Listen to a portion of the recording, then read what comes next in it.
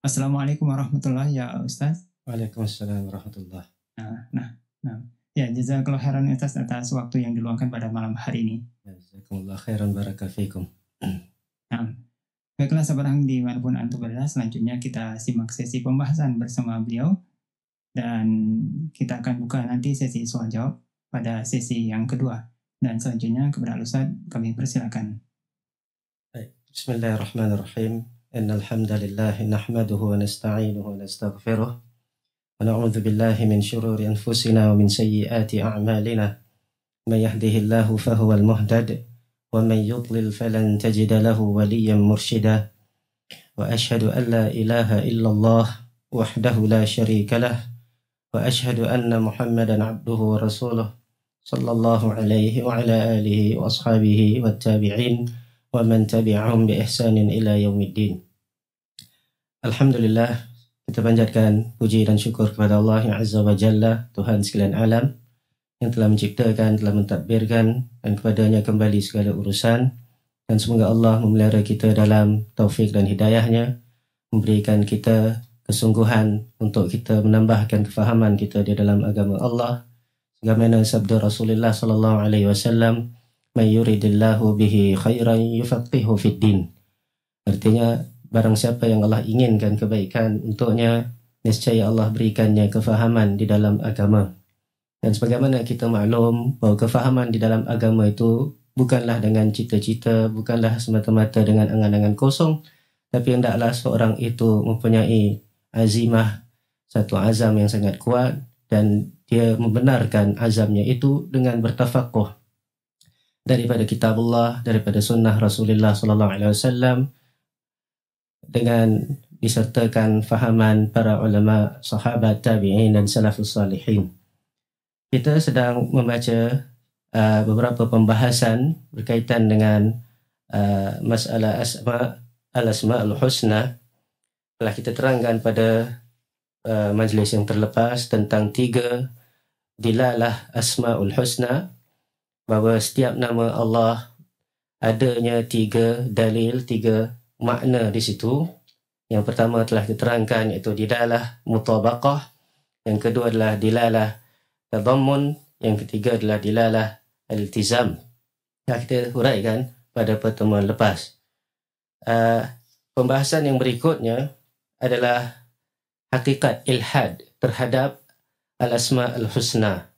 Dalam kitab kita muka surat 25 berkata pengarang kitab hafizahullah, hakikat ilhad iaitu pengingkaran dan penyimpangan terhadap nama-nama Allah adalah memalingkannya dari kebenaran yang lurus. Boleh dengan menyekutukan nama Allah untuk Tuhan yang lain, seperti perbuatan orang-orang musyrik yang memberikan nama untuk Tuhan berhala mereka dari sifat Allah. Padahal hanya Allah Azza wa Jal yang berhak menyandang nama tersebut. Misalnya, mereka menamakan berhala mereka Al-Lata, yang berasal dari lafaz ilah, dan mereka namakan berhala lain dengan nama Al-Uzza, yang asalnya daripada nama Al-Aziz, serta mereka menamakan Al-Manah, yang berasal dari nama Allah Al-Mannan. Jadi kita lihat orang-orang musyrikin menamakan Tuhan-Tuhan mereka, tapi cara mereka ataupun nama yang mereka namakan untuk Tuhan berhala mereka itu diambil daripada nama Allah Subhanahu Wa Taala. Kemudian apa? Mereka namakan kepada berhala. Jadi apakah kalau kita lihat jahatnya perbuatan tersebut, nama untuk Allah Rabbul Alamin diletakkan kepada berhala. Jadi ini tentunya adalah satu penyimpangan yang besar. Itu satu. Kemudian yang kedua, kita lihat mereka ubah pula nama Allah Subhanahu Wa Taala itu. Bukan mereka namakan Tuhan mereka Allah. Mereka tak namakan Tuhan mereka Al-Aziz. Mereka tak namakan Tuhan mereka Al-Mannan. Tapi mereka apa? Mereka ubah lagi. Dalam mereka letakkan kepada berhala yang tidak ada kuasa apa-apa, yang merupakan makhluk Allah. Tetapi mereka tukar pula nama tersebut. Mereka femininkannya. Mereka jadikan nama itu perempuan. Jadi kalau kita lihat Al-Lata adalah feminin untuk Al-Ilah, Allah. Dan kalau kita lihat, Al-Uzza adalah feminin untuk nama Al-Aziz. Dan kemudian Al-Manata adalah femininnya untuk Al-Manan. Jadi mereka jadikan Tuhan-Tuhan mereka itu sebagai apa? Sebagai berjenis. Satu, ada lelaki, ada perempuan. Mereka jadikannya sebagai wanita, sebagai perempuan. Jadi ini sebagaimana kita tahu daripada kepercayaan mereka yang sangat buruk, bahawa Allah SWT itu beranak. Dan Allah SWT itu anak-anaknya adalah anak-anak perempuan. Jadi dahlah mereka kata Allah itu beranak. Baik, dan telah kita terangkan dalam pertemuan lepas bahawa itu adalah satu kesempurnaan bagi manusia, bagi makhluk. Tetapi bagi Allah SWT itu adalah sifat kekurangan. Telah terangkan keperluan seorang itu kepada anak untuk meneruskan generasinya, meneruskan jenisnya. Dan mungkin untuk berkhidmat untuknya bila dia lemah dan tua. Dan kita tahu bahawa hal-hal ini tidak ada pada Allah SWT. Kemudian mereka letakkan anak, menjadikan dia adalah anak-anak Allah. Dan kemudian mereka jadikan anak-anak itu adalah anak-anak perempuan. Maha suci Allah daripada apa yang mereka katakan. Sebab mereka sendiri benci dengan anak perempuan. Ini adalah adat kebiasaan orang-orang jahiliyah. Bila dikhabarkan kepada bapa bahawa isterinya tu melahirkan anak perempuan, maka mukanya jadi masam bercuka.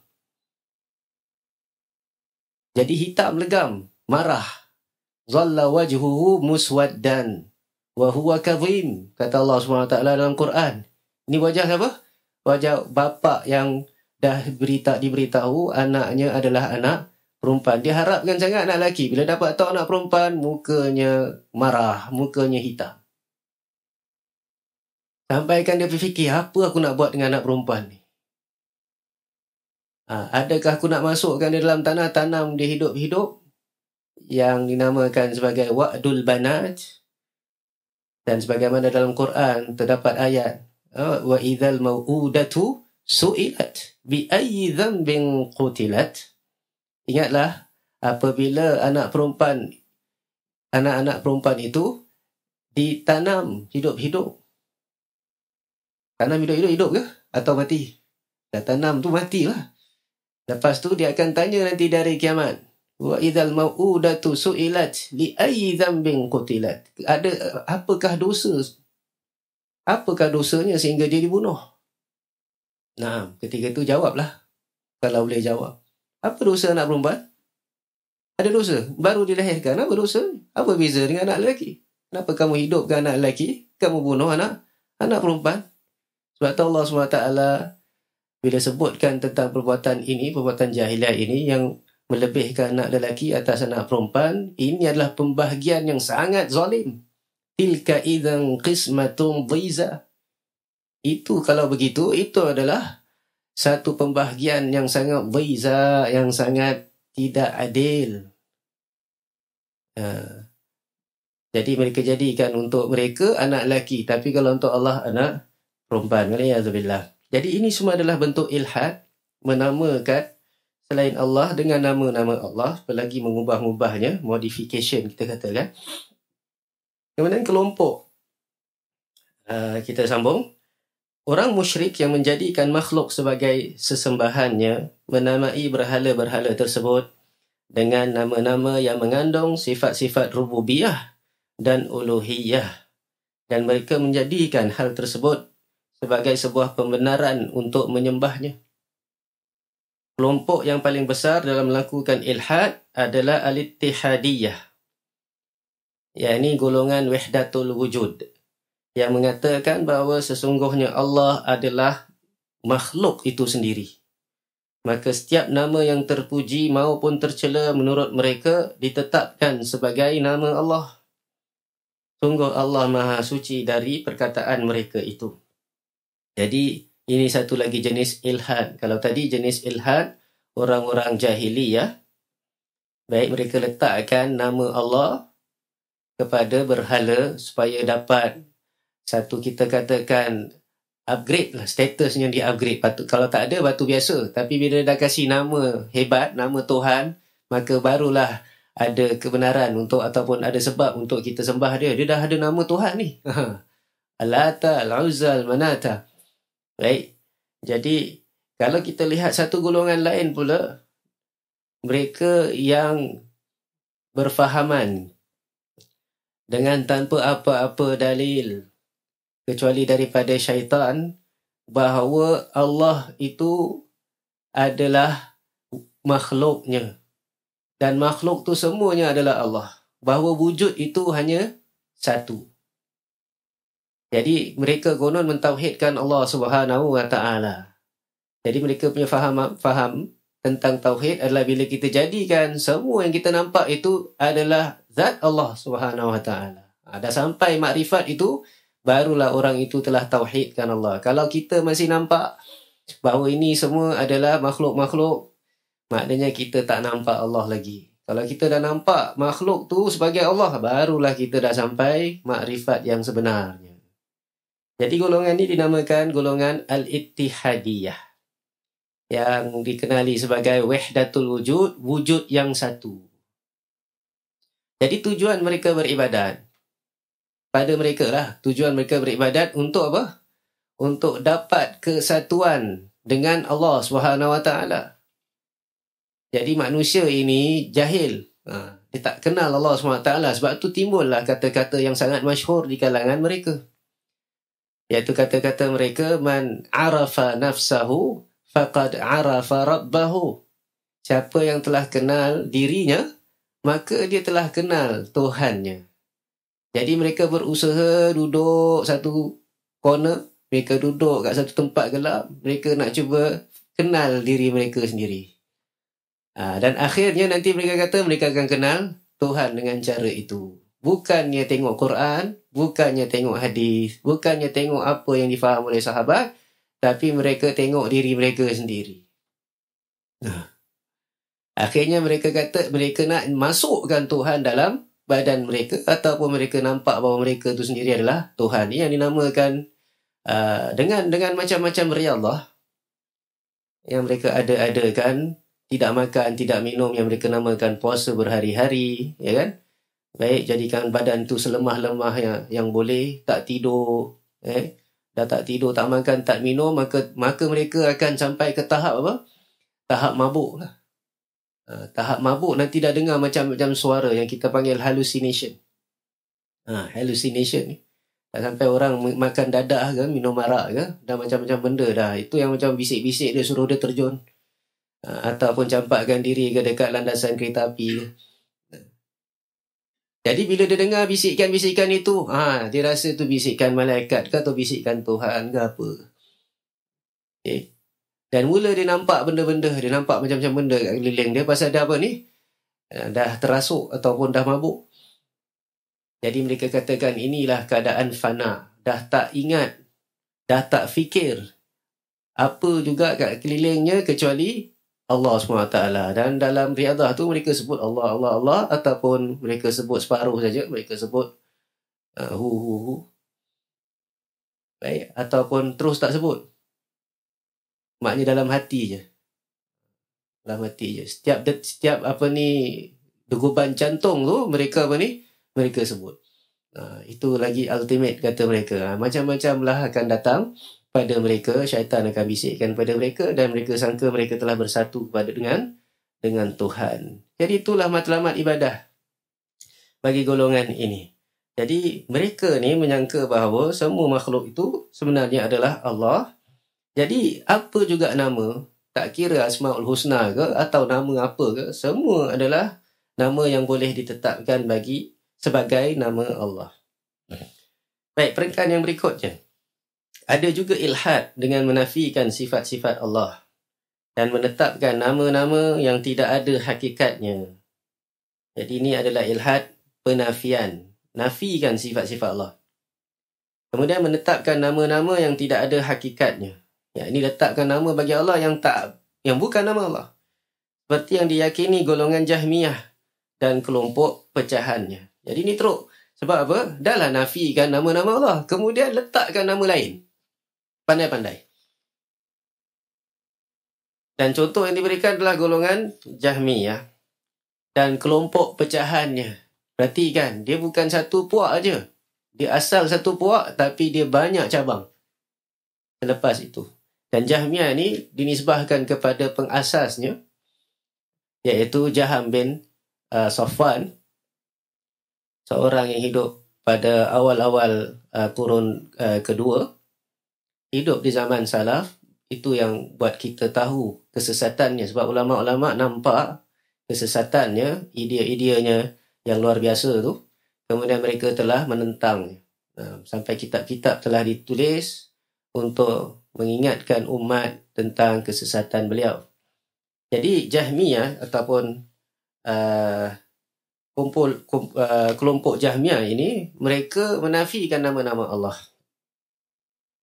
Kemudian mereka letakkan nama lain. Jadi kita sambung lagi. Ada pula yang mengingkari dan menolak Asma'ul Husna tersebut secara mutlak, sekaligus mengingkari adanya Allah. Ataupun sebelum itu, kita beri contoh tentang apa yang dilakukan oleh orang-orang Jahmiyah ni. Mereka nafikan nama-nama Allah. Mereka kata kalau ini adalah nama-nama Allah, nanti kita ada banyak Allah. Sebab setiap nama itu tunjuk kepada satu zat. Jadi kalau dah ada dua zat, 3, 4, 5. Kalau setiap nama tu qadim, mereka kata nanti bahawa Allah SWT tu banyak qadim. Jadi kita kata Allah tak ada nama-nama ni semua. Penafian daripada sudut akal. Kemudian mereka letakkan nama lain. Mereka kata Allah itu adalah yang pemula. Ini pemula setiap sesuatu. The beginner ke kita katakan. Sebagaimana cerita wayang itu, dia kata semoga kekuasaan bersamamu, may the force be with you. Jadi mereka anggap bahawa adanya satu kuasa luar biasa. Dia cuma ada kuasa je. Tapi nanti lain semua jadi sendiri.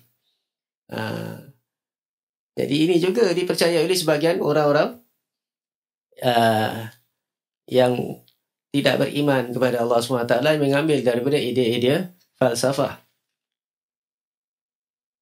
Kemudian satu lagi puak, muka surat sebelah, ada pula yang mengingkari dan menolak Asma'ul Husna tersebut secara mutlak, sekaligus mengingkari adanya Allah, seperti yang diperbuat oleh orang-orang zindiq dari golongan filosof.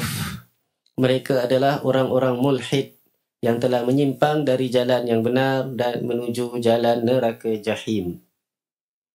Jadi ini terus tidak mengiktiraf apa juga nama, baik secara total, dan tak letakkan apa-apa nama bagi Allah SWT, bahkan mengingkari wujudnya Allah SWT, tak wujud terus. Dan ini ada satu penafian yang mutlak, yang tidak mungkin datang kecuali daripada orang-orang yang degil. Tak mungkin orang nafikan adanya Tuhan. Kecuali siapa? Kecuali orang yang degil. Dia sebenarnya tahu apa yang dia katakan itu salah. Baik. Dalam sudut lubuk hatinya, dia tahu adanya Tuhan. Dia tahu bahawa dia tak wujud secara sendiri. Dia tahu bahawa sebelumnya dia tak wujud. Bapa ibu bapanya pun tak wujud. Dan bahawa Allah SWT yang mewujudkannya. Dia boleh rasakan kewujudan Allah SWT. Baik. Cuma dia nafikan. Sebab tu kata Allah SWT bila terangkan tentang Fir'aun dan kaumnya, wajahadu biha wastaiqanatha anfusuhum zulman wa 'uluwa fanzur kaifa kana 'aqibatul mufsidin. Dan mereka ini, iaitu Fir'aun dan pengikut-pengikutnya, jahadu biha, mengingkarinya. Tapi dalam waktu yang sama, wastaiqanatha anfusuhum, hati mereka meyakini adanya Allah SWT, percaya kepada apa yang dibawa oleh Nabi Musa tu. Tapi kenapa mereka ingkar? Dalam hati percaya, tapi dekat lidah tak ada. Dia ingkar. Sebab zulman wa 'uluwa, dalam keadaan zalim dan ingin tinggi, bongkar. Lihatlah bagaimana kesudahan orang-orang yang buat kerusakan. Fanzur kaifa kana 'aqibatul mufsidin. Jadi orang yang menafikan nama-nama Allah secara total sebab menafikan wujudnya Allah, mereka ni memang orang-orang zindiq, mereka ni adalah orang-orang mulhid yang telah menyimpang dari jalan yang benar menuju ke jalan neraka jahim. Ibn Qayyim rahimahullah ta'ala berkata, di dalam Al-Quran Allah ta'ala berfirman, walillahil asma'ul husna fad'uuhu biha وَذَرُوا الَّذِينَ يُلْحِدُونَ فِي أَسْمَائِهِ سَيُجْزَوْنَ مَا كَانُوا يَعْمَلُونَ. Yang artinya hanya milik Allah Asma'ul Husna, maka bermohonlah kepadanya dengan menyebut Asma'ul Husna itu, dan tinggalkanlah orang-orang yang menyimpang dari kebenaran dalam menyebut nama-namanya. Nanti mereka akan mendapat balasan terhadap apa yang telah mereka kerjakan. Jadi, ilhad pada Asma'ul Husna adalah memalingkan nama-nama tersebut beserta hakikat dan makna yang dikandungnya dari kebenaran yang telah ditetapkan baginya. Makna ilhad sendiri diambil dari makna kata-kata ma'il, yakni miring, condong. Ma'il artinya miring, condong, tidak lurus, tidak tegak. Seperti ditunjukkan oleh huruf-huruf pada kata tersebut, lam, ha, dal. Sebagai bukti dari huruf-huruf ini, kita temui kata al-lahad, iaitu belahan di sisi kubur yang menyerong ke bawah. Jadi kita tahu bahawa penanaman mayat orang Islam ini ada dua cara. Satu, kita korek lubang, kemudian kita letak je ke bawah. Dan satu lagi, kita korek lubang, tapi di tepi tu kita buat laci sikit. Kita buat laci, kita letakkan mayat itu kat dalam laci kat tepi tu. Miring tu, tu sebab dinamakan lahat tu lahat. Sebab ia satu lubang di sebelah tepi, di sebelah samping kubur tersebut. Dan di tempat kita tak dilakukan lah. Tapi kalau kita lihat di kubur Baqi', kubur-kuburnya semua adalah berbentuk lahat. Dan Nabi SAW sendiri dikebumikan dalam kubur berlahad. Jadi dinamakan lahad disebabkan miringnya ia. Begitu juga ungkapan al-mulhid fid din, orang yang berpaling dari kebenaran kepada kebatilan. Ini daripada sudut agama. Yang benar tu agama Islam, tapi dia miring, dia tinggalkan Islam. Jadi kalau lurus, ini adalah hanifiyah, agama yang hanif. Kalau miring, maknanya apa?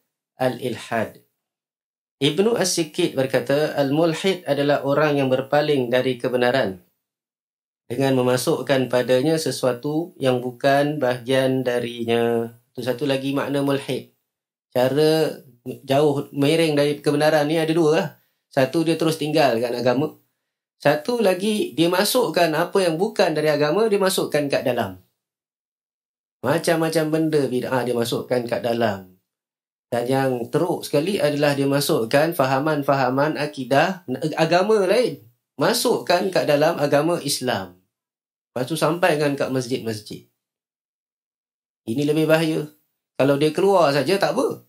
Ini dia masukkan agama Kristian, masuk kat situ agama Hindu, masuk kat situ.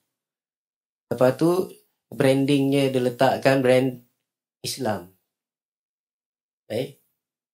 Sebenarnya asal ni daripada agama Hindu contohnya. Memuja-muja orang-orang yang dianggap suci. Buat gambar-gambarnya. Seru nama-namanya. Baik. Buat patung-patungnya pun. Dan buat hari jadi, hari kebesarannya. Dan buat dongeng-dongeng untuknya. Baik. Konon pada hari sekian dia menang dewa jahat yang sekian contohnya. Jadi kita buatkan satu hari raya untuknya, satu perayaan untuk memperingati dia. Baik. Dan pelbagai lagi kita lihat akidah yang asalnya daripada bukan Islam masuk ke dalam agama Islam. Contohnya agama Kristian. Agama Kristian asalnya daripada agama Hindu juga. Iaitu mensyirikkan Allah Subhanahu Wa Taala, mengiktikadkan bahawa Tuhan itu banyak. Jadi mereka letakkan 3 Tuhan, kemudian mereka kata 3 Tuhan tu adalah satu tu adalah 3. Dan bahawa Nabi Isa itulah Tuhan thalithu salasah. Baik, yang ketiga daripada 3. Nah. Dan ini semua bermula dari mengagung-agungkan manusia, mengagung-agungkan sesuatu. Jadi ini satu penyakit taqdisul ashkhas, mensucikan manusia ni, figure-figure tertentu ni, ini sebenarnya datang daripada agama lain. Yang dikarang-karangkan hadis-hadis palsu berkaitan dengan orang tersebut. Baik, letakkan dia sebagai, mula-mula sebagai wali yang besar, kemudian sampai kepada Nabi, dan lebih daripada Nabi. Kadang letak kedudukannya sebagai Tuhan, sampai dia memiliki kalimat kun. Ada wali dah sampai apa ni tahap, dia boleh kata je, jadi benda tu boleh jadi. Konon tu karamah baginya. Baik. Jadi kita katakan ini semua adalah penyimpangan. Berkata Ibn Sikit, al-mulhid adalah orang yang berpaling dari kebenaran dengan memasukkan padanya sesuatu yang bukan bahagian darinya. Kata lain yang terbentuk dari kata al-ilhad ini adalah al-multahid, yang merupakan bentuk mufta'al dari kata tersebut. Di dalam ilmu saraf, kita ada wazan mufta'al. Jadi ada pula multahid. Kata ini disebutkan dalam firman-Nya. Ada penggunaan wazan ini dalam Quran. Dan kita memang berdalil dengan Al-Quran. Jadi kita dapati kalimat ilhad ini ada digunakan tapi dalam wazan lain dalam Quran. Jadi apa ayatnya? Firman Allah SWT dalam suratul Kahfi. Walan tajida min dunihi multahada. Artinya, dan kamu tidak akan menemukan tempat berlindung selain daripadanya. Jadi multahada, selain daripadanya. Tempat berlindung selain daripadanya. Bolehkah kita dapat tempat berlindung kepada selain Allah? Tak boleh. Makna kata multahad pada ayat di atas adalah orang yang anda bisa berpaling kepadanya, berlari, berlindung dan mengharap dengan sangat kepadanya dari yang lainnya, daripada orang-orang yang nak bahayakan dia. Orang Arab berkata iltahada fulanun ila fulan, maksudnya fulan berpaling kepada orang yang lainnya, minta tolong dia. Jadi multahad kita hanya Allah SWT. Jadi ada makna apa? Berpaling. Ada makna berpaling. Apabila hal ini telah difahami, maka dapat disimpulkan bahawa penyimpangan terhadap Asma'ul Husna ada beberapa jenis. Ini kita buat kesimpulan. Yang pertama, memberi nama berhala dengan namanya. Seperti orang-orang musyrik yang menamakan berhala mereka Lata, yang diklaim berasal dari Al-Ilah, dan Uzza dari Al-Aziz. Mereka memberikan nama ini kepada berhala sebagai Tuhan. Nama-nama Allah ini adalah ilhad yang paling nyata. Mereka memalingkan nama-nama Allah kepada berhala dan Tuhan-Tuhan mereka yang batil. Kedua, menamakan Allah dengan nama yang tidak layak dengan kebesarannya. Seperti tindakan orang Nasrani yang menamai Allah dengan Al-Ab. Mereka kata Allah tu namanya Al-Ab. Al-Ab maknanya apa? Si bapa, father, atau dan tindakan filosof dengan menamainya mujibun bidzatihi. Nama Allah dia kata apa? Mujibun bidzatihi, yang wajib secara zatnya. Sebab kita ni semua wujud, tapi tak wajibul wujud. Kita punya wujud ni mungkin. Ini dah datang kali apa? Kata-kata falsafah. Kita ni boleh wujud, boleh juga kita tak wujud. Tapi Allah SWT kata mereka zatnya adalah wajibul wujud. Mesti wujud. Jadi mereka namakan Tuhan tu sebagai apa? Wajibun bidzatihi. Ataupun dengan nama illatun fa'ilah bittaba'. Illatun fa'ilah bittaba'. Iaitu Allah adalah sebab yang melakukan secara alamiah. Dan lain-lain nama. Kadang mereka namakan yang pemula. Ada yang panggil dia sebagai al-aqlul awal, akal yang pertama. Namakan Tuhan sebagai akal yang pertama.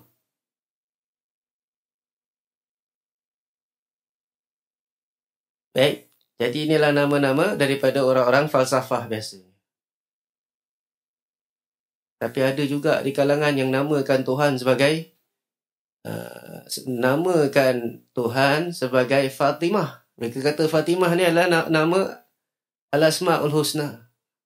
La ilaha illallah. Ini dah tentu-tentu melampau lah. Fatimah adalah nama anak Nabi SAW. Oleh kerana mereka agungkan sangat Fatimah radhiyallahu anha, akhirnya mereka kata apa? Nama Allah adalah Fatimah, atau Fatimah itu salah satu daripada nama Allah. Ini adalah al-ilhad. Kenapa ilhad? Tahu kan kenapa? Berpaling dah dia. Letakkan nama yang bukan nama Allah kepada Allah. Yang ketiga, mensifati Allah dengan hal-hal yang menunjukkan kekurangan. Padahal dia maha besar lagi maha suci dari segala kekurangan. Seperti perkataan yang paling jahat dari orang-orang Yahudi, innahu faqir. Allah adalah faqir. Dan dalilnya ada dalam Quran. Bukan kita yang pandai-pandai cakap ni. Kita mungkin tak pernah dengar orang Yahudi cakap apa. Tapi oleh kerana Quran kata, Quran khabarkan, kita pun sampaikan. Boleh ke tak boleh tu? Kita kata tak adalah tu Yahudi zaman tu, zaman sekarang tak, semua baik-baik. Kita cuma khabarkan apa yang Allah khabarkan. Allah maha mengetahui. Baik. Allah telah berfirman dalam surah Ali Imran.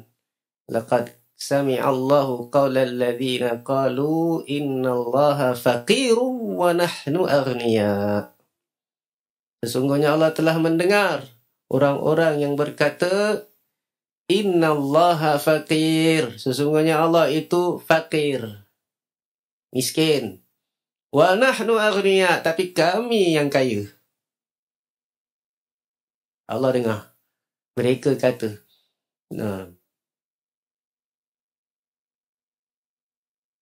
Dan mereka juga mensifatkan Allah dengan sifat yang menunjukkan kekurangan, seperti perkataan mereka bahawa Allah SWT itu beristirahat setelah menciptakan makhluknya. Sebab itu dalam Quran Allah menolak hal tersebut. Allah dah ciptakan langit dan bumi dalam masa 6 hari. Wa ma massana min lughub. Dan tidaklah Allah ditimpa apa-apa kepenatan. Ini nak tolak dakwaan orang-orang ahlul kitab. Jadi mensifatkan Allah dengan kekurangan sebenarnya adalah satu ilhad juga. Selain itu mereka berkata yadullahi maghlulah ghullat aydihim wa lu'inu bima qalu. Orang-orang Yahudi berkata tangan Allah terbelenggu. Maksudnya adalah pelukik. Sebenarnya tangan mereka lah yang dibelenggu, kata Allah. Dan mereka lah yang dilaknat disebabkan apa yang telah mereka katakan itu. Ini satu ayat yang harus kita tadabbur juga. Yang pertama, mereka telah melakukan ilhad pada nama dan sifat Allah. Mereka namakan Allah atau sifatkan Allah dengan sifat apa? Kekurangan. Mereka kata Allah tu pelukik. Yadullahi maghlulah. Tangan Allah itu terbelenggu. Baik. Kemudian kita lihat apa balasannya. Serta-merta Allah kata, Ghullat aydihim. Tangan mereka yang terbelenggu. Baik. Dan itu adalah khabar daripada Allah SWT. Itu pasti berlaku. Ataupun telah berlaku. Kemudian, walu'inu bima qalu. Serta-merta mereka dilaknat disebabkan apa yang mereka katakan. So, hati-hati kita bila bercakap. Sebab kadang-kadang kata-kata kita tu kita tak sadar. Kita sangka bahawa yang benda kecil saja. Kita ambil perhatian pun tentangnya. Kita lepas saja. So, apa jadi? Dia boleh mencampakkan kita ke dalam api neraka. Dengan satu kalimah saja. Baik kita boleh binasa. Nah. Dan terkadang kalimah yang baik juga, yang kita rasa kecil saja, tapi dia bagus. Allah SWT naikkan darjat kita. Baik, tapi yang kita takut tadi, kalau kalimah satu kata-kata yang kita rasa sedikit, yang tidak diredai oleh Allah SWT, mengakibatkan kita dilaknat oleh Allah SWT.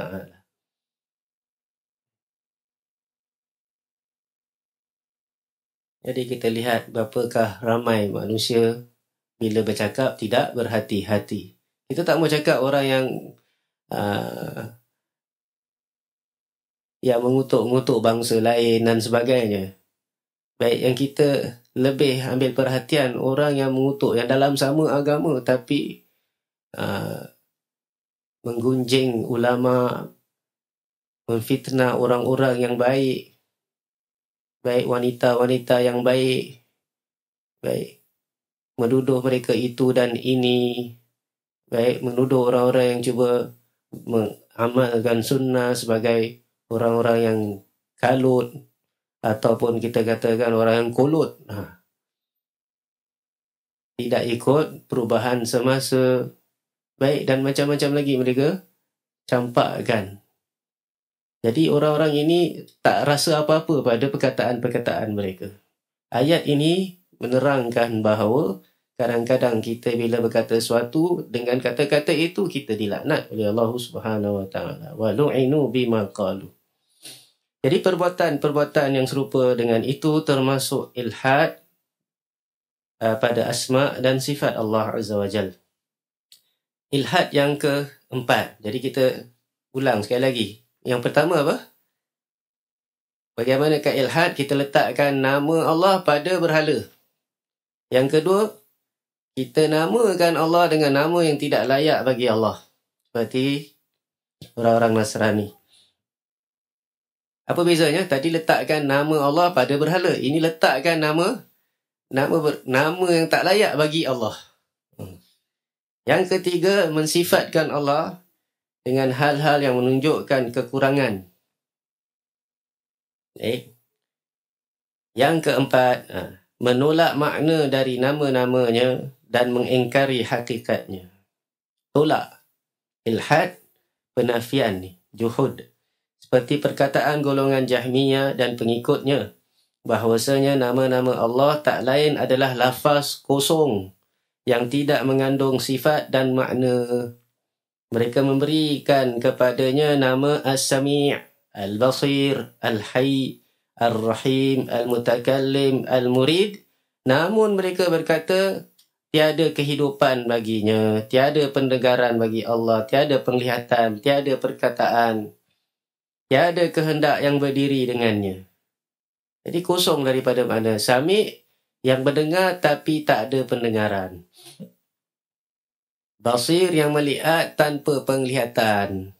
Al-Hayy hidup yang tak ada kehidupan. Jadi ini walaupun dia pakai nama tu, tapi dia nafikan nama-nama makna tersebut. Jadi ini adalah bentuk pengingkaran yang paling besar pada nama-nama Allah. Baik ditinjau secara akal, syarak, bahasa maupun fitrah. Maksud akal buat apa kita namakan dia dengan nama Al-Hayy yang maha hidup tapi tak ada kehidupan. Baik. Jadi ilhad seperti ini bertolak belakang dengan ilhad kaum musyrikin yang memberikan nama dan sifatnya yang mulia untuk berhala mereka. Sedangkan Jahmiyah menolak sifat kesempurnaannya dan mengingkari maknanya. Bagaimanapun juga kedua-duanya memang melakukan penyimpangan pada asma Allah. Lebih lanjut, golongan Jahmiyah dan pengikutnya berbeza-beza dalam ilhad ini. Jadi mereka ada banyak cabang kan tadi kita terangkan. Jadi mereka pun ada perbezaan antara satu puak dengan satu puak yang lain walaupun asalnya daripada Jahmiyah. Bahagian dari mereka ada yang bersikap sangat ekstrim. Ada pula yang pertengahan. Sedangkan yang lainnya penyimpangannya tidak seperti dua kelompok sebelumnya. Tiap orang yang mengingkari salah satu sifat yang telah dikukuhkan oleh Allah untuk dirinya atau oleh Rasulullah sallallahu alaihi wasallam, berarti dia telah melakukan penyimpangan dan pengingkaran terhadap nama Allah tersebut. Selanjutnya terserah kepadanya apakah sedikit melakukannya ataupun banyak. Banyak dia ingkar sifat-sifat ni atau nama-nama ini ataupun tak banyak. Baik. Tapi semuanya sama berdosa. Yang kelima, menyerupakan sifatnya dengan sifat makhluknya. Satu lagi jenis ilhad adalah menyamakan atau menyerupakan sifat Allah dengan sifat makhluk. Allah Maha Suci dari semua ini. Ilhad ini bertolak belakang dengan ilhad kaum Mu'attilah yang menolak dan mengingkari kesempurnaan pada Allah. Adapun kelompok yang kelima ini, mereka menyerupakan sifatnya, ini sifat Allah dengan sifat makhluk. Jadi kalau Mu'attilah nafi kan. Kalau yang lagi satu ni, namakan musyabbihah ini, mereka menyerupakan Allah dengan makhluk. Jadi semua perbuatan ni di atas adalah ilhad. Hanya saja jalan mereka berbeza-beza. Semuanya ilhad. Sebab ilhad tu maknanya menyimpang. Miring. Baik, miring ni ada macam-macam style miring dia. Tapi semua miring lah. Jadi Allah Subhanahu Wa Taala menyelamatkan pengikut Rasulnya dan para pewarisnya yang senantiasa melaksanakan sunnahnya dari semua itu. Yang selamat cuma orang-orang yang ikut Rasul. Dan pewaris Rasul. Siapa pewaris Rasul? Para ulama. Para ulama itu adalah waris Nabi-Nabi. Apa yang mereka waris daripada Nabi? Bukan wang perak, bukan emas perak, tapi adalah ilmu yang mereka ambil daripada Rasulullah sallallahu alaihi wasallam. Dan adakah ulama tu ada ilmu rahsia baru boleh jadi ulama? Ada zikir khas baru boleh jadi ulama? Tidak. Hadis tu jelas bahawa nabi-nabi itu tidak mewarisi wang emas ataupun wang perak. Ini harta apa juga dia tak warisi. Innama yuwarithunal ilma. Hanya saja mereka mewariskan ilmu. Kemudian Nabi SAW kata, faman akhadhaha faqad akhadha bihadhin wafir. Siapa yang telah berhasil mendapatkan ilmu itu, maka dia telah mendapat bahagian yang sangat besar. Menunjukkan bahawa harta pusaka ni open, terbuka kepada siapa saja untuk ambil. Cuma dia kena apa? Dia kena berusaha untuk ambil. Dia kena belajar. Tak ada apa yang rahsia kat situ. Semua yang Nabi SAW sampaikan, Nabi sampaikan. Dah sampaikan semuanya pada sahabat. Dan sahabat telah sampaikan kepada umat. Tak ada di situ ada ayat yang rahsia daripada Al-Quran. Atau ada hadis lagi yang Nabi sembunyikan. Lepas tu nanti Nabi akan datang dalam mimpi orang dan Nabi akan ajar. Ataupun Nabi datang secara yaqazah, Nabi akan ajar seorang alim. Kalau begitu, Nabi SAW tidak sampaikan ke semuanya. Sedangkan Allah kata, Nabi telah sampaikan semuanya. Ya ayyuhar rasulu balligh ma unzila ilaika min rabbik. Wahai Rasul, sampaikanlah apa yang diturunkan daripada Tuhanmu kepadamu. Suruh sampaikan apa yang Allah sampaikan pada Rasul. Kemudian Allah kata, wa illam taf'al fama ballaghta risalatah. Dan kalau engkau tak buat, maknanya tak buat apa? Tak sampaikan apa yang Allah sampaikan kepadamu. Yang ini semuanya. Kalau kau tak buat, kau buat separuh saja. Ataupun 99.1 kau simpan. Maka fama ballaghta risalatahu. Maka engkau belum lagi sampaikan risalah. Risalah kena sampaikan 100%. Dia dah gagak Nabi dah buat ke belum? Dah sampaikan semuanya ke belum? Dah, Nabi dah sampaikan. Sebab tu dalam ayat lain Allah SWT berfirman, Al-yawma akmaltu lakum dinakum. Pada hari ini, aku sempurnakan untuk kamu agama kamu. Agama dah sempurna dah. Baik. Jadi ulama mengambil ilmu yang telah ditinggalkan, yang diwariskan oleh Rasulullah sallallahu alaihi wasallam. Cuma ada yang dapat banyak, ada yang dapat sikit. Ada yang faham banyak, ada yang faham sedikit, tu je. Jadi mereka ni bukan saling bersaing. Siapa lagi banyak, lepas tu aku menang. Korang semua kalah, korang semua kena ikut aku. Tak ada. Ada tak orang alim yang paling dia kerja buat tuntut ilmu supaya dia dapat paling banyak, lepas tu orang semua kena jadi pengikut dia? Ada tak orang alim macam tu? Pernah dengar tak orang alim macam tu? Lepas tu dia kalahkan semua orang alim, dia debat dengan semua orang alim kecil-kecil tu semuanya, sampai menang, lepas tu mereka semua jadi pengikut dia. Dia seorang aja. Ada ke macam itu? Tak ada. Semua ambil ilmu. Baik. Dan mereka tak ada bersaing sampai macam tu. Tak ada siapa ikut siapa. Nah, cuma kalau tak tahu, mereka tanya kepada orang lebih tahu. Jadi masing-masing compliment each other.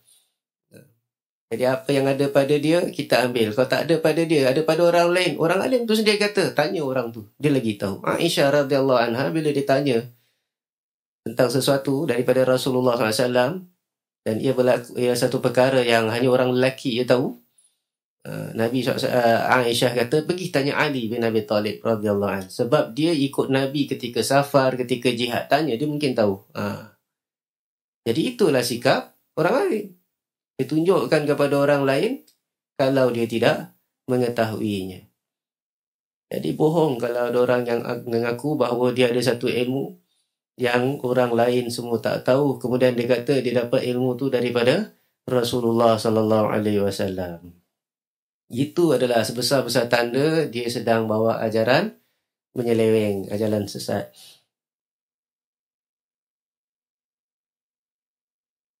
Kemudian kita lihat ilhad musyabbihah ini menyerupakan sifat Allah dengan sifat makhluk. Kita telah terangkan semua perbuatan di atas adalah ilhad belaka. Hanya saja jalan ilhad tu berbeza-beza. Dan Allah menyelamatkan pengikut Rasulnya serta para pewarisnya yang senantiasa melaksanakan sunnahnya dari semua itu. Golongan yang selamat ini tidak mensifatkan Allah kecuali dengan sifat yang telah Allah kukuhkan untuk dirinya. Yang Allah telah tetapkan untuk dirinya. Macam mana kita nak tahu Allah SWT telah namakan dirinya dengan nama ini, sifatkan dengan sifat ini? Apa hubungan kita dengan Allah SWT? Macam mana kita nak tahu? Boleh ke kita bercakap dengan Allah SWT? Kalau ataupun kita ada dapat satu kitab, satu kertas, dalamnya adalah kata-kata Allah, kita dapat ke? Yang ini secara individu memanglah tak dapat. Tapi kita dapat daripada orang yang dapat. Hubungan kita melalui dengan Allah, apa yang kita nak tahu daripada Allah melalui orang yang terpilih tu, iaitu Rasulullah sallallahu alaihi wasallam.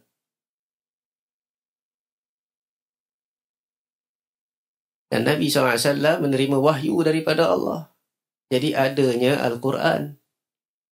Al-Quran itu menerangkan nama-nama Allah, sifat-sifat Allah.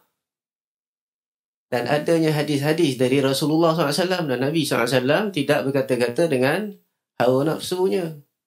Dia bukan agak-agak.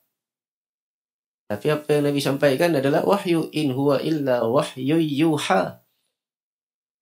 Allamahu syadidul quwa.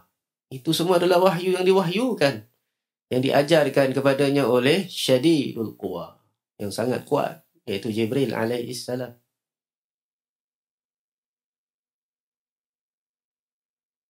Jadi orang-orang yang selamat tidak mensifatkan Allah kecuali dengan sifat yang telah Allah kukuhkan untuk dirinya. Mereka tidak mengingkari sifatnya, walaupun satu sifat.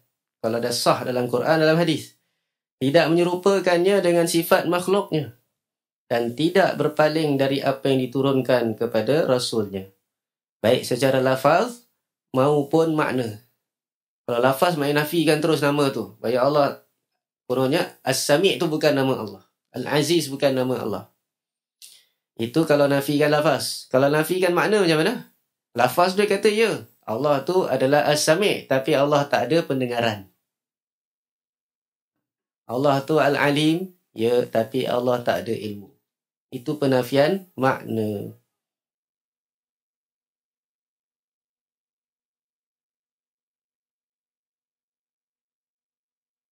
Jadi zaman kita masih ada lagi yang macam tu. Mereka kata Allah SWT itu redha, tetapi tak ada keredaan. Yang ada cuma apa? Allah kehendak nikmat atau sesuatu yang baik bagi hamba tersebut. Nama Allah redha tu tak ada. Dan maknanya adalah Allah inginkan berikan balasan yang baik kepada hamba itu. Jadi ini bukan makna redha. Jadi ini satu apa? Satu ilhad juga sebenarnya. Kemudian dalam hal ini pengakuan mereka terhadap nama dan sifat Allah tersebut tidak terjerumus pada penyerupaan dengan makhluk. Dan penyucian mereka terhadap Allah tidak terjerumus pada penafian terhadap nama dan apa yang dikandungnya. Tidak seperti orang yang menyembahnya seolah-olah ia menyembah berhala, atau menafikan nama dan sifatnya hingga seolah-olah ia menyembah sesuatu yang tidak ada, yang tidak wujud. Dulu tak boleh. Sebab kalau kita dah sama kan, dah banyak terlampau sangat isbat sampai tashbih, akhirnya kita samakan Tuhan dengan berhala. Dan kalau kita banyak sangat tanzih, banyak sangat menafikan, akhirnya kita nafi sana nafi sini, akhirnya kita sembah sesuatu yang tak ada. Baik, Ahlus Sunnah adalah pertengahan di antara kedua golongan tersebut. Bagaimana umat Islam merupakan pertengahan di antara umat agama lain. Agama banyak. Dan umat Islam adalah yang pertengahan dari antara agama-agama lain. Dan Ahlus Sunnah pula adalah pertengahan di antara fahaman-fahaman lain di dalam Islam. Baik, mereka adalah golongan wasat, pertengahan. Pertengahan maknanya apa ni? Yang mengikut kebenaran. Yang tidak mengikut kebenaran, dia bukan pertengahan. Dia selalu menyimpang. Ekstrim kanan ataupun ekstrim kiri. Baik.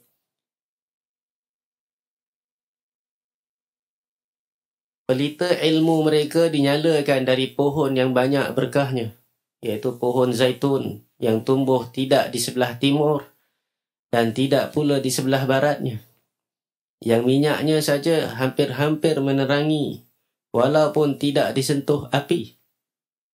Cahaya di atas cahaya, nurun ala nur. Allah membimbing kepada cahayanya siapa yang dia kehendaki. Yahdillahu li nurihi man yasha'. Kita memohon kepada Allah agar senantiasa membimbing kita kepada cahayanya dan memudahkan jalan bagi kita untuk mendapat keridhaannya dan mengikuti Rasulnya. Sesungguhnya dia sangat dekat dan maha mengabulkan doa hamba-hambanya. Dan itu sebab Ahlus Sunnah wal Jamaah sentiasa dalam pertengahan. Mereka ambil daripada cahaya. Maksudnya apa? Daripada ilmu yang benar, daripada Al-Quran dan daripada hadis, disertai dengan fahaman sahabat-sahabat, tabi'in, dan mereka yang mengikut mereka dengan ihsan.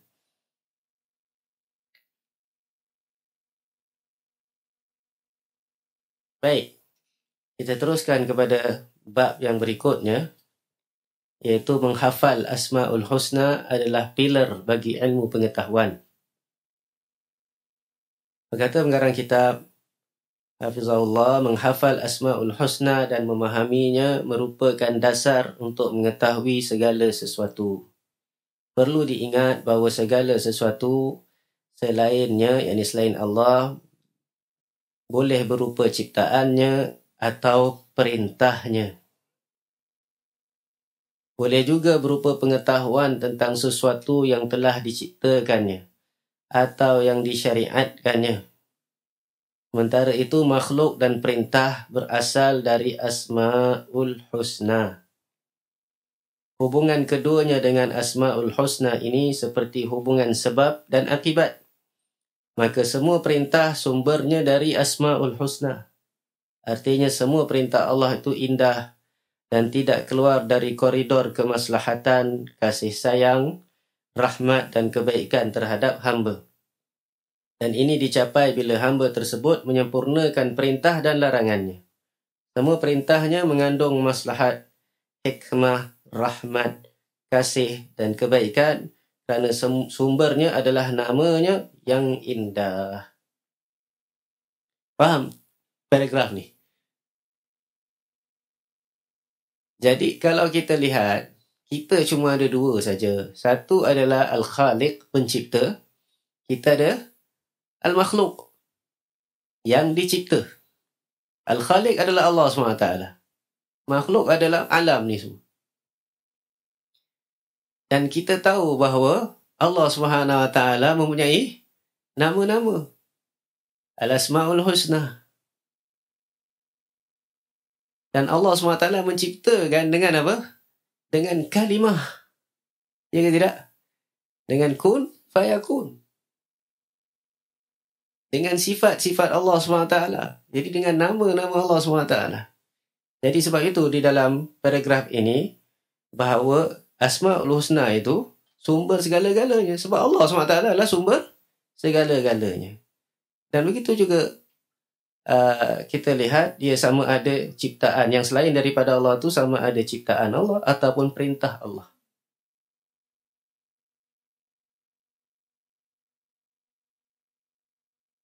Jadi sebab berlakunya sesuatu adalah berasal daripada Al-Asma' Al-Husna. Asma' Al-Husna kan banyak. Pertama, kita ada kudrat. Boleh ke berlaku sesuatu, diciptakan sesuatu tanpa kudrat? Jadi kan berasal daripada Al-Qadir, yang maha berkuasa. Kemudian ciptaan Allah SWT itu diciptakan dengan ilmu. Jadi dia berasal daripada nama Allah SWT Al-Alim, ya ke tidak? Dan dia berasal daripada kehendak Allah SWT. Daripada sifat Allah SWT Al-Iradah, Al-Murid. Baik. Dan banyak lagi. Kalau kita lihat, semua berasal daripada Al-Asma' Al-Husna. Dan Allah Al-Mutakallim, yang berkata-kata perintahkan benda tu jadilah. Jadi semua berasal daripada Al-Asma' Al-Husna. Jadi perlu tak kita mempelajari Asma'ul Husna, menghafalkannya? Jawabnya ya. Itu yang ingin disampaikan dalam mukaddimah bab ini. Jadi begitu pula semua perbuatannya tidak terkeluar dari koridor keadilan. Dan adil tu nama Allah. Daripada hikmahnya, Al-Hakim nama Allah. Maslahat dan kasih sayang kepada hamba. Kerana sumbernya juga dari namanya yang indah. Sehingga tidak ada satu pun kekurangan pada makhluk ciptaannya. Dan tiada yang sia-sia. Tak ada yang Allah ciptakan tu sia-sia. Rabbana ma khalaqta hadha batilan subhanaka faqina adzabannar. Maha suci Tuhan kami, tak ada yang kau ciptakan tu secara batil, sia-sia. Tak ada sia-sia. Sebab tu jauhkanlah kami daripada azab neraka. Dia tidak menciptakan makhluknya sia-sia, percuma dan main-main. Setiap makhluk yang ada selainnya, maka keberadaannya di dunia ini tak lain kerana Allah yang mengadakannya. Keberadaan segala sesuatu selain Allah mengikuti keberadaannya Allah. Dalam konteks makhluk, mengikuti Sang Khaliq yang menciptakannya. Semua makhluk asalnya daripada Allah Subhanahu Wa Taala. Jadi wujudnya ia disebabkan wujudnya Allah Subhanahu Wa Taala. Sebab tu telah kita berikan contoh, kalaulah alam semesta ini diciptakan oleh Allah main-main, maka ia tak akan wujud. Dia tak akan wujud lama. Wujud sekejap saja, lepas tu dia akan musnah. Sebab main-main. Seperti orang yang buat rumah istana atas pantai, istana pasir. Main-main aja kan, bukannya nak buat apa-apa. Jadi bila datang ombak, dia akan apa? Akan musnahkan istana tersebut.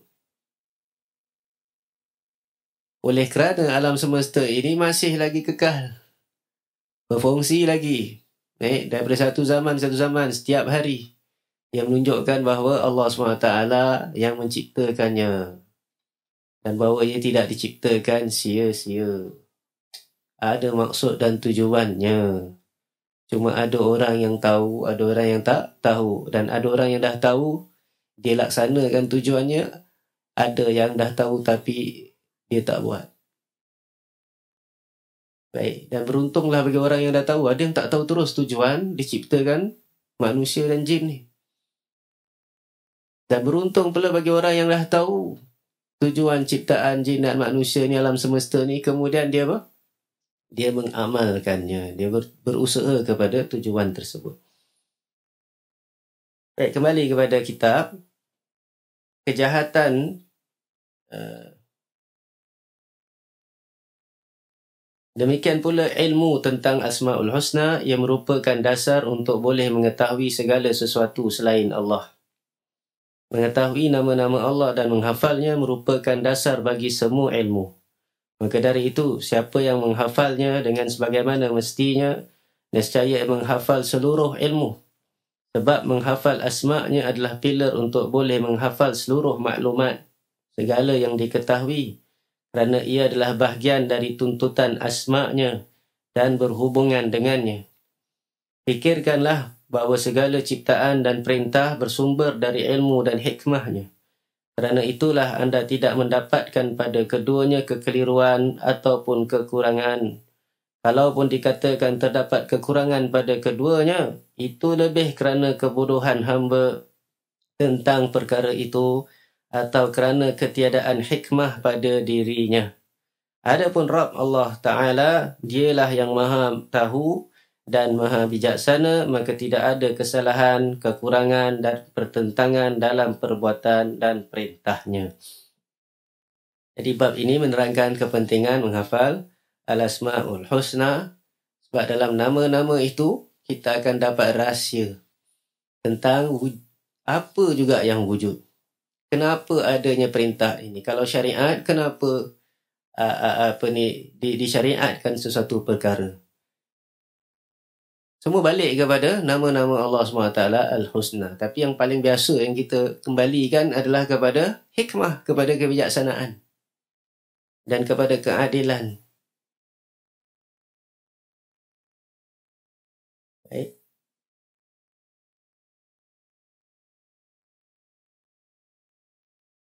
Yang ketujuh, bab yang ketujuh, semua asma Allah adalah indah. Sebab itu dinamakan Al-Asma' Al-Husna. Nama-nama yang baik, yang bagus, yang indah. Nama Allah semuanya indah dan sama sekali tidak ada padanya nama selain yang sedemikian itu. Yang ini ada nama yang tak indah. Tak indah tak semestinya tak buruk lah. Tak indah tak semestinya buruk. Kalau ada nama yang tak indah, tak buruk pun bukan nama Allah SWT. Faham ni? Kalau nama yang buruk, lagi-lagi dia bukan nama Allah. Jadi nama Allah SWT semua mesti bagus, mesti indah. Pada pembicaraan yang lalu disebutkan bahawasanya sebahagian dari asma'nya diambil dari perbuatannya. Seperti Al-Khaliq yang menciptakan, Al-Raziq yang memberi rezeki, Al-Muhyi yang menghidupkan, dan Al-Mumit yang mematikan.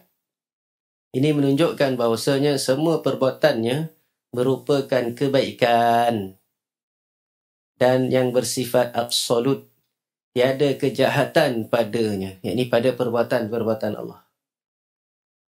Kenapa kita cakap macam ini? Sebab nama datang daripada perbuatan Allah. Yang memberi rezeki, yang mematikan, yang menghidupkan, yang menciptakan. Itu perbuatan ke bukan tu? Perbuatan. Dan nama dia adalah dari perbuatan Al-Khaliq, Al-Raziq, Al-Muhyi, Al-Mumit. Jadi bila nama Allahul Husna menunjukkan perbuatan tu juga husna. Perbuatan tu juga mesti baik.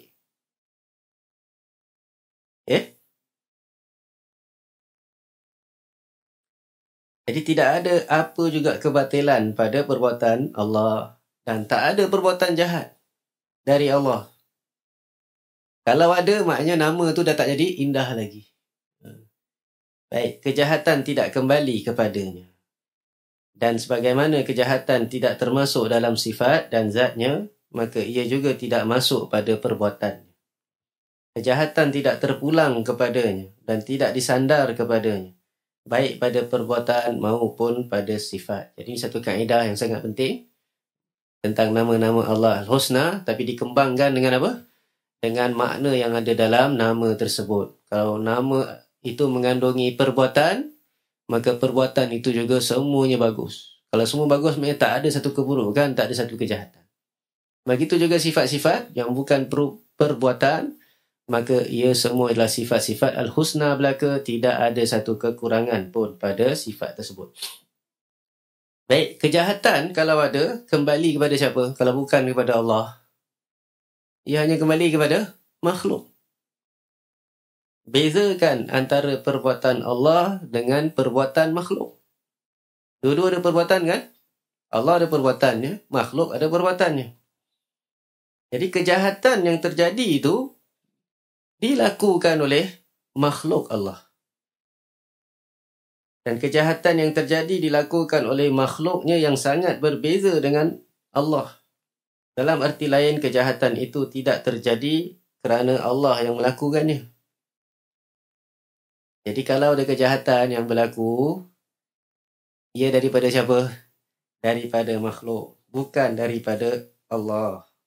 Camkan hal ini, kata pengarang kitab, kerana kebanyakan mutakallimin, yakni ahlul kalam, tidak memahaminya. Dan banyak orang yang tersesat dalam masalah ini. Allah memberi petunjuk dengan izinnya kepada ahlul haq, orang-orang yang benar, ketika orang-orang lainnya sedang berselisih tentang masalah ini. Allah Azza wa Jalla memberi petunjuk kepada orang yang dikehendakinya menuju ke jalan yang lurus. Jadi sana ada orang yang menisbahkan keburukan kepada Allah. Baik, menisbahkan keburukan kepada Allah SWT. Bila berlaku satu musibah, mereka kata ni takdir Allah SWT. Jadi ni perbuatan Allah SWT yang tak baik. Sedangkan sebenarnya ia berasal daripada manusia itu sendiri. Daripada dosa-dosanya. Tak ada keburukan daripada Allah SWT. Setelah kita terangkan hal yang penting tentang keburukan itu pada maf'ulnya, bukan pada fi'ilnya. Ini ada sedikit tentang bahasa Arab. Fi'il Allah, perbuatan Allah, semuanya bagus, semuanya sempurna. Tapi maf'ulnya, efek daripada perbuatan Allah mungkin tak bagus untuk sebahagian manusia. Ada binatang-binatang yang beracun contohnya, ya kan? Yang beracun kepada apa? Kepada manusia. Yang memudaratkan manusia. Tapi perbuatan Allah menciptakannya bagus saja. Tapi kesan daripadanya tu, maf'ulnya itu mungkin tak baik bagi sebahagian manusia. Tapi ciptaan itu bagus. Sebab apa? Semua ciptaan Allah tu penuh dengan hikmah dan kebijaksanaan. Kalau semua benda, tak semua haiwan itu tak mudaratkan kita, tak makan kita, tak apa semuanya, tak bagus. Kena ada yang apa? Yang membahayakan kita. Jadi kita kena berhati-hati. Itu memang ujian dalam ciptaan Allah SWT. Ada buah yang boleh dimakan, ada yang tak boleh dimakan, yang bahaya dimakan. Ada yang boleh makan banyak, ada yang boleh makan sedikit saja. Ada yang boleh makan kalau campur dengan itu. Kalau makan sendiri tak boleh, boleh campur dengan tu boleh. Tetapi semuanya ciptaan Allah SWT semua bagus. Maf'ulnya itu. Hujan itu bagus. Allah turunkan hujan itu perbuatan Allah SWT. Tapi efek daripadanya mungkin tak bagus kepada sebagian orang. Orang yang jual payung, bila kalau hujan, dia akan apa? Dia suka. Lakulah payung dia. Tapi kalaulah yang jual es krim, jual air sejuk, dah sejuk-sejuk ni, pada dia hujan tak bagus. Dan kalau orang sakit pula disebabkan hujan ni bagus untuk doktor dan orang tukang jual ubat. Orang suka kalau hujan ni. Tapi orang yang sakit tu tak suka dengan hujan tersebut. Adapun hujan tu sendiri, fi'il Allah SWT, perbuatan Allah SWT bagus belaka. Itu yang kita tahu, yang kita nampak, yang kita tak tahu lagi banyak. Yang kita tak tahu lagi banyak. Jadi segala puji bagi Allah Rabbul Alamin. Alhamdulillahi Rabbil Alamin. Segala puji bagi baginya, bagi sifat-sifat, dalam sifat-sifatnya, dalam perbuatan-perbuatan Allah Subhanahu wa taala.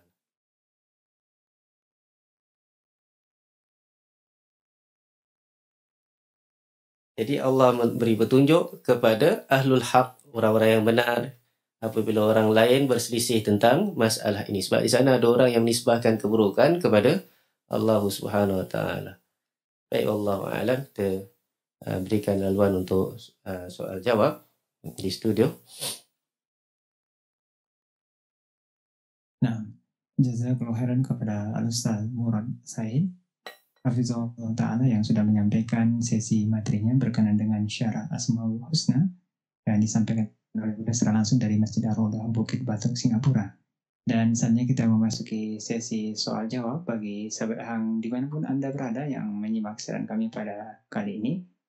Anda bisa bergabung bersama kami di line telepon di 468106 di 467106. Dan juga bisa bergabung melalui SMS online kami dengan mengetik kode KI, kemudian spasi nama, alamat, dan juga pertanyaannya. Kemudian dikirimkan ke 0856 684 10106. Baik Ustadz, kita akan bacakan pertanyaan yang pertama dari SMS online dari Ummu Ais yang berasal dari Singapura. Ustadz, bolehkah kita berdoa dan menggunakan wahai zat yang maha pengasih lagi maha penyayang? Demikian pertanyaannya Ustadz. Baik, berdoa dengan wahai zat yang maha pengasih, yang maha penyayang, sebenarnya maknanya dalam bahasa Arab, ya Rahman, ya Rahim. Cuma dia berdoa bukan dengan bahasa Arab. Jadi apakah hukumnya?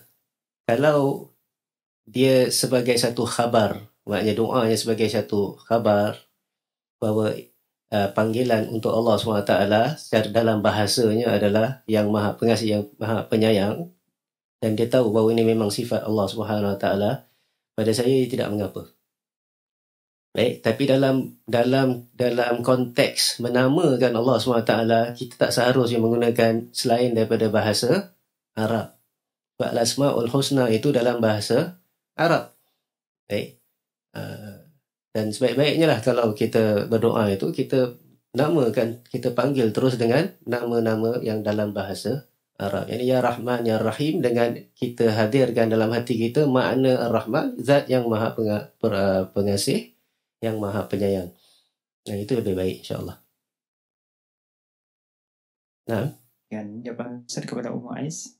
Dan selanjutnya kita mempersilakan kepada sahabat Hang dimanapun Anda berada yang bisa menyimak siaran kami pada kali ini dengan menelpon ke 468106 atau di 467106 dan bisa mengirimkan pertanyaan Anda pesan singkat dengan mengetik kode KI, kemudian spasi nama, alamat, dan juga pertanyaannya dan dikirimkan ke 0856 684 10106. Dari kami di Singapura, Ustadz, apakah kalau kita tidak bisa menghafal atau belum bisa menghafal Asmaul Husna dalam bahasa Arab, bolehkah kita menghafalnya dengan memakai bahasa Indonesia, Ustaz? Nah, ini soalan ini hampir dengan soalan tadi. Kalau tadi kita katakan dalam konteks menamakan Allah SWT, hendaklah dengan nama Arab sahaja. Sebab itulah nama Al-Asma'ul Husna dalam bahasa Arab. Tapi dalam konteks mengkhabarkan, yakni memanggil Allah SWT, itu tidak mengapa. Jadi dalam soalan ini, dia belum lagi menghafal Al-Asma'ul Husna, tapi dia tahu makna-maknanya dalam bahasanya. Jadi boleh saja dia berdoa dengan bahasa-bahasanya, tidak mengapa. Nah, baik Ustaz, kita terima untuk penelpon. Assalamualaikum. Assalamualaikum. Waalaikumsalam warahmatullahi. Dengan Ibu siapa dan di mana? Ibu Neng dari Batam Sendang. Ya, silakan.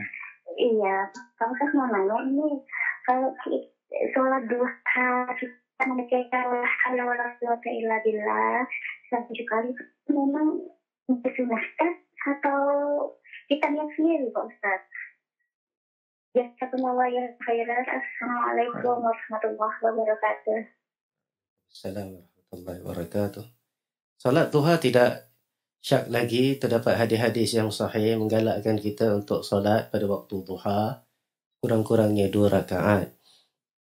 Baik, dan tidak terdapat di dalam hadis-hadis yang kita tahu bahawa disunatkan untuk kita membaca surah-surah tertentu. Tidak ada. Bukan pun kita baca surah duha. Kerana ini adalah solat sunat duha, kita baca surah duha, kemudian alam nashrah. Tidak pun ada macam tu. Jadi tidak ada riwayat yang sahih Nabi SAW baca surah tertentu untuk solat duha. Jadi solatnya bagaimana? Solatnya sebagaimana kita solat biasa. Kita baca Al-Fatihah dan apa juga surah yang kita hafal. Kemudian tentang doa juga, tidak ada terdapat apa-apa riwayat daripada Rasulullah SAW. Jadi kita doa saja. Kalau kita nak doa. Kalau tak ada doa, tak mengapa. Sama ada dalam sujud kita ataupun dalam tempat-tempat yang kita boleh berdoa ataupun selepas solat. Tidak ada doa-doa yang khas selepas solat. Kalau kita tak doa pun tidak mengapa. Zahirnya Nabi SAW tidak berdoa lagi selepas solat. Jadi la haula wala quwata illa billah ataupun apa zikir yang lain yang warid, semuanya bagus dibacakan. Jadi kita baca di mana-mana saja atau bila-bila saja. Tak sepatutnya kita khususkan pada solat-solat tertentu. Nah. Ya, demikian jawaban Ustaz kepada Ibu Neng yang berada di Batam. Dan kita kembali untuk mempersilakan kepada sahabat Hang yang ingin bertanya dengan menelpon langsung ke 468 106 atau di 467 106 dan melalui SMS online dengan mengetik kode KI, kemudian spasi nama, alamat dan juga pertanyaannya dan dikirimkan ke 0856 684 10106. Baik, selanjutnya kita akan bacakan dari pertanyaan saudara kita yang hadir langsung di Masjid Ar-Rodah Bukit Batok, Singapura. Dan pertanyaan pertama dari Abdullah di Bukit Panjang, Singapura. Ustaz, adakah amalan-amalan dari golongan yang menyimpang terhadap nama-nama Allah akan diterima oleh Allah, Ustaz? Jadi ini soalan berkaitan dengan apakah hukumnya orang yang menyimpang dalam nama-nama Allah. Kita terangkan tadi tentang hukum menyimpang dari nama-nama Allah. Telah kita katakan semuanya salah, semuanya berdosa sebab Allah SWT perintahkan kita tinggalkan orang-orang yang menyimpang dalam nama-nama Allah. Wa dharul ladzina yulhiduna fi asma'i. Jauhkan, tinggalkan orang-orang yang menyimpang dalam nama-nama Allah. Allah katakan sayujzauna ma kanu ya'malun, sayujzauna bima kanu ya'malun. Mereka akan dibalas dengan apa yang mereka lakukan. Jadi menunjukkan mereka dalam keadaan apa? Tercela. Kemudian apakah amalan mereka itu diterima oleh Allah ataupun tidak? Kita kena kembali kepada jenis ilhad yang mereka lakukan. Jenis penyelewengan mereka daripada jenis mana? Kalau jenis penyelewengan itu adalah kekufuran, maka kita katakan dia telah kafir dengan ilhad seperti ini. Seperti orang yang menafikan, menolak nama-nama Allah secara total. Sebab apa? Sebab dakwaan mereka Allah tidak wujud. Itu tentu adalah satu ilhad yang paling serius.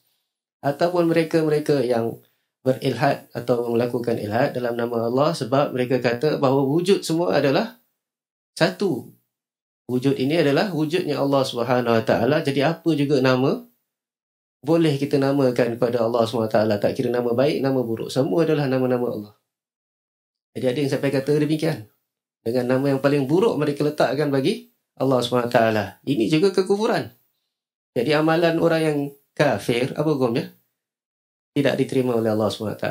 Tetapi kalaulah ilhadnya jatuh kepada ilhad pada nama Allah, tetapi disebabkan takwilan-takwilan yang salah dan ia tidak sampai kepada tahap kekufuran dan dia bukan ilhad yang total seperti tadi, maka di situ kita tidak hukumkan dia sebagai seorang yang kafir dan kita tahu bahawa kalau dia masih Islam lagi, amalan dia tetap diterima oleh Allah Subhanahu Wa Taala dan hendaklah dia bertaubat daripada ilhadnya. Dan itu kita belum sentuh kalau dia tahu ilhadnya, penyelewengannya, ataupun dia jahil, dia hanya mengikut-ikut orang ataupun keadaan sekeliling. Jadi hukum untuk seorang individu itu haruslah kita berhati-hati dalam menghukumnya. Kita serahkan tu kepada para al-ulama, itu lebih selamat bagi kita. Cuma untuk kita tinggalkan ilhad yang dibacakan tadi. Baik. Selanjutnya dari SMS online dari Delani di Niros di Batam, beliau bertanya, Ustaz, bolehkah menghafal Asmaul Husna dengan melakukannya seperti yang dilakukan masyarakat kebanyakan ini, Ustaz? Jadi menghafal Asmaul Husna dengan melagukannya. Itu yang saya faham daripada soalan tu. Tidak syak lagi bahawa antara cara untuk mudah menghafal, untuk mudah ingat adalah untuk melagukan sesuatu. Itu antara sebab ramai orang boleh hafal lirik lagu, dia tak boleh hafal Quran. Dan kalau hadis lagi, dia tak boleh hafal. Jadi kalau lagu tu mudah dia hafal. Baik. Walau bagaimanapun, dalam masalah Al-Asma'ul Husna ini, ia sebenarnya bukanlah sepatutnya dihafal secara senarai. Bukanlah dihafal secara bersenarai. Maksudnya nama pertama, 2, 3, 4, 5 sampai selesai. Bukan itu tujuan, bukan itu maksudnya. Oleh kerana bukan itu maksudnya, kita disuruh untuk beramal, menghafalnya, maknanya kita kenal nama-nama ini. Kemudian kita amalkannya. Bila kita amalkannya, maknanya kita doa dengan nama-nama ini. Maka dengan sendirinya lama-lama kita akan mengingat nama-nama tersebut. Dan sebaik-baik mengamalkan nama-nama ini adalah dengan membacanya. Dan nama-nama ini telah kita tahu ada dalam mana? Dalam Al-Quran. Jadi dengan kita banyak membaca Al-Quran, kita akan menghafal nama-nama tersebut. Tidak mengapa kalau kita kumpulkan ayat-ayat yang mengandungi Al-Asma'ul Husna itu, kemudian kita hafalkan. Bagaimana dalam suratul Hasyr, Wallahu alladhi la ilaha illahu alimul ghaibi wasyahadati huwar rahmanur rahim. Kita hafalkan, dan di sana ada banyak nama-nama Allah SWT dalam satu rumpunan ayat dan sebagainya. Jadi itu lebih baik daripada kita mengumpulkan satu senarai nama-nama Allah, kemudian kita lagu-lagukannya. Ya, untuk pertanyaan selanjutnya masih dari SMS online dari Farisi di Batu Besar, Batam, Ustaz. Beliau menanyakan, bagaimana dengan pendapat ilmuwan kafir yang mengatakan bahwasanya manusia itu berasal dari kera, dan pendapat ini banyak dipelajari di sekolah-sekolah oleh siswa-siswa Islam. Bagaimanakah cara menanggapi tentang permasalahan ini? Mohon dijelaskan, Ustaz. Sama sekali dakwaan manusia itu berasal dari kera, bukan daripada Nabi Adam alaihissalam. Itu bersalahan dengan firman Allah Subhanahu wa taala.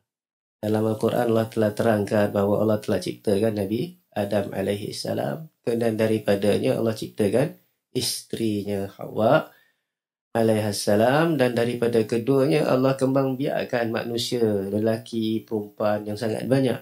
Ya ayyuhan nasu taqu rabbakum alladhi khalaqakum min nafsin wahidah wa khalaqa minha zawjaha وَبَثَّ مِنْهُمَا رِجَالًا كَثِيرًا وَنِسَاءً.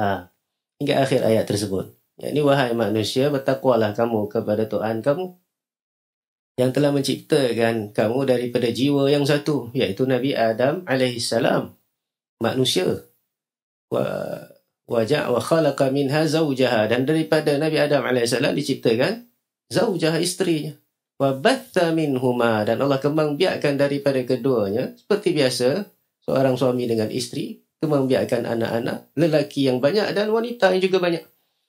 Jadi ini adalah yang kita ambil, yang kita tahu daripada Al-Quran. Siapa yang mengatakan manusia itu berasal daripada kera, dia telah menyalahi kata-kata Allah Subhanahu wa taala, dan Allah Subhanahu wa taala tu maha benar kata-katanya. Wa man asdaqu minallahi haditha wa man asdaqu minallahi qila. Siapa yang lebih benar kata-katanya daripada Allah Subhanahu wa taala? Kemudian kata-kata mereka dari sudut saintifik, bahawa manusia itu berasal daripada kera semata-mata bentuk rupanya hampir sama, ekornya ada yang pendek contohnya, dan jalannya kadang-kadang dia boleh berdiri, dan lain-lain sifat lagi, otaknya hampir sama saiz, dan dia boleh gunakan alat pertukangan, dia ketuk besi dan sebagainya contohnya. Baik, hatta kalau kera tu boleh bercakap pun sekalipun, boleh cakap Assalamualaikum, Waalaikumsalam pun, kita katakan bahawa kata-kata Allah itulah yang benar, kata-kata mereka itu semua apa? Batil, kerana menyalahi kata-kata Allah SWT. Daripada sudut sains, mungkin ada yang telah membaca bahawa kalau benarlah manusia itu berasal daripada kera, perlahan-perlahan dia makin lama bertegak berdiri dan sebagainya, tangannya makin pendek dan seterusnya, akhirnya dia pakai baju dan macam-macam lagi. Kita katakan pasti ada lagi saki baki kera. Maksudnya ada apa? Daripada golongan kera tu keluarnya manusia, dan daripada manusianya keluarnya kera. Mereka semua asal sama. Tapi kita tak jumpa mana-mana kera yang lahirkan manusia yang bercakap. Ada tak? Belum pernah dengar lagi. Dan tak pernah ada golongan manusia yang keluarkan kera, yang ini melahirkan kera. Tak ada pula. Kalau mereka ni asal daripada, mesti ada 1-2 bukti lah. Baik, sama ada yang masih hidup ataupun fosil, kita katakan tulang kita katakan manusia daripada kera. Jadi Allah, kita katakan ini semua adalah kata-kata batil yang cuba menafikan wujudnya Tuhan yang Maha Mencipta. Ada pun evolusi itu sendiri, yakni perubahan satu jenis makhluk Allah SWT kepada makhluk yang lain, itu tidak kita nafikan. Bahawa makhluk Allah SWT ini beradaptasi dari satu keadaan kepada satu keadaan yang lain. Sebab mereka perlu hidup, survival. Jadi mereka kadang mendapat sifat-sifat lain yang sebelum ni mereka belum ada, ataupun mereka kurang sifat-sifat yang semulanya ni ada. Dulu dia sepatutnya ada mata, contohnya, tapi dia tinggal tempat yang tak ada matahari, tak ada cahaya. Jadi akhirnya dia tak perlu melihat, tak ada mata. Contohnya lah, itu ada dilihat daripada sains. Tapi ia tidak menafikan bahawa spesies-spesies ini semuanya ciptaan Allah Subhanahu Wa Taala. Baik. Jadi kalau daripada sudut akidah, hati-hati kita dengan kata-kata seperti ini, kerana ia menyalahi Al-Quran. Kita khawatir bahawa kita akan jatuh kufur, disebabkan kita kufurkan bahawa Allah SWT itu adalah Maha Pencipta. Wallahu a'lam. Nah, demikian jawapan saya kepada Farisi di Batu Besar. Semoga bermanfaat. Dan kita kembali bacakan pertanyaan yang masuk dari SMS online dari Bapak Ferdi di Tanjung Piayu. Ustaz, ada yang mengatakan jika kita sering mengamalkan Asmaul Husna tertentu, maka kita mendapatkan kemampuan makrifat. Macam mana pendapat ini, Ustaz? Kalau kita sering amalkan Asmaul Husna tertentu, kita dapatkan makrifat tertentu. Ini juga soalan yang tidak berapa jelas. Bagaimanakah, apa yang dimaksudkan dengan amalan Asmaul Husna tertentu? Adakah maksudnya baca satu nama itu berapa kali, ataupun dengan suara yang sekian kuat, ataupun dengan lagu yang sekian, ataupun pada waktu yang sekian? Adakah itu maknanya beramal dengan Asmaul Husna? Kita katakan Allah SWT hanya sebutkan satu cara beramal dengan Asmaul Husna. Walillahil asmaul husna fad'uhu biha. Dan bagi Allah tu adalah nama-nama yang indah, maka berdoalah kepadanya dengan nama-nama itu. Ada pun setakat membaca nama-nama Asmaul Husna berulang-ulang kali, itu tak ada dalam Quran. Dan itu tak ada dalam hadis Nabi SAW. Kata, bacalah Allah, Allah, Allah, bacalah Al-Latif, Al-Latif, Al-Latif 10 kali. Tak ada satu zikir pun yang membaca nama Allah secara sendiri. Semua nama Allah yang disebutkan dalam zikir kita itu dalam satu ayat yang bermakna, satu ayat yang sempurna. Tak ada zikir Allah begitu je. Tak ada zikir Ar-Rahman begitu saja. Tapi ada la ilaha illallah. Ada nama Allah kat situ, tapi dalam ayat yang bermakna. Tiada Tuhan yang berhak kecuali Allah. Subhanallah. Maha suci Allah, bukan Allah saja. Alhamdulillah. Wala haula wala quwata illa billah. Tiada kuasa, tiada daya melainkan dengan Allah. Astaghfirullah. Dan seterusnya. Tak ada nama secara tersendiri diamalkan begitu. Baik, kemudian tentang makrifat tadi, kalau maksudnya makrifat adalah makrifat tertentu, yakni lain daripada yang difahami oleh orang-orang Islam, baik, iaitu makrifat hakikat zat Allah Subhanahu Wa Taala yang tak mungkin kita capai. Baik, kalau demikianlah maksud makrifat tersebut, maka itu adalah makrifat yang batil. Makrifat yang benar adalah kita faham maknanya dengan bahasa Arab yang jelas. Baik. Dan kita tadabburkan makna yang jelas itu, kemudian kita lihat bagaimanakah nama itu di dalam kehidupan kita, dalam alam semesta itu. Yang ini kalau misalnya Qudrah Al-Qadir, contohnya, kita faham makna dalam bahasa Arab yang maha berkuasa, kemudian kita lihat dalam diri kita kekuasaan Allah SWT, dan kita lihat dalam alam semesta ini kekuasaan Allah SWT. Itu dia makrifat. Itu dia lah al-ma'rifah. Nah, kemudian dia akan membuahkan apa? Membuahkan cinta kita kepada Allah SWT, pengagungan kita kepada Allah SWT, dan takut kita kepada Allah SWT, kepada yang maha kuasa tadi. Dan macam-macam lagi kesan-kesan. Wallahu a'lam. Nah, Ustaz. 2 soalan lagi, Ustaz, sebelum kita menutup pertemuan kita. Yang pertama dari Abu Mujahid di Singapura. Ustaz, adakah Allah akan lebih suka kepada hambanya yang mempunyai sifat sepertinya? Kemudian yang kedua, mohon penjelasannya mengenai berzikir menggunakan nama-nama Allah sahaja, Ustaz. Baik, ada pun soalan yang pertama, adakah Allah suka kalau kita punya sifat sepertinya? Di sana ada sifat-sifat yang tak mungkin seorang makhluk itu mempunyainya. Sebab ia adalah sifat-sifat yang khas bagi Allah SWT, sifat ketuhanan, sifat rububiyah Allah SWT, sifat keesaan. Boleh tak seorang makhluk ada sifat keesaan? Ada ke? Tak mungkin. Baik. Jadi tak mungkin kalau begitu Allah SWT suka kan makhluknya menjadi yang maha esa. Tak mungkin. Nah. Begitu juga sifat-sifat khas bagi Allah Subhanahu Wa Taala dengan makna yang maha sempurna itu tak mungkin ada pada mana-mana makhluknya. Baik. Tetapi kalau kita maksudkan sifat-sifat manusia yang memang bagus ada pada manusia, yang mana manusia itu semakin sempurna kalau ada sifat tersebut.